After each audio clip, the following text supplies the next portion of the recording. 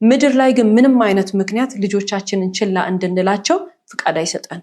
ምንም ነገር ላይ እንሆን ልጆቻችንን ግን ችላ ልንል አንችልም። ምክንያቱም እንደ ልጆቻችን ቅድሚያ የሚሰጠው ነገር የለም በምድር ላይ። ምንም ነገር ከልጅ በኋላ ነው። ስራም ከልጅ በኋላ ነው። ትምህርትም ከልጅ በኋላ ነው። ማህበራዊ ህይወት ከልጅ በኋላ ነው።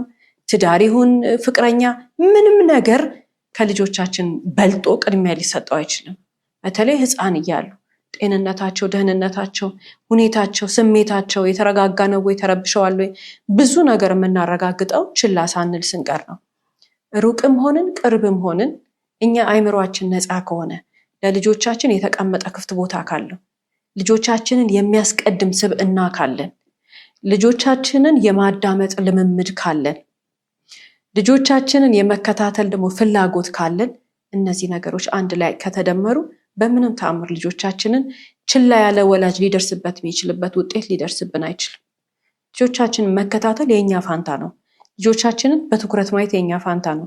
ያ ግን ከፍላጎት ይመነጫልና ልጅን አለመከታተል፣ ልጅን ችላ ማለት ልጁን ብቻ አይደለም ወላጁንም እንደዛ ዋጋ ያስከፍለው።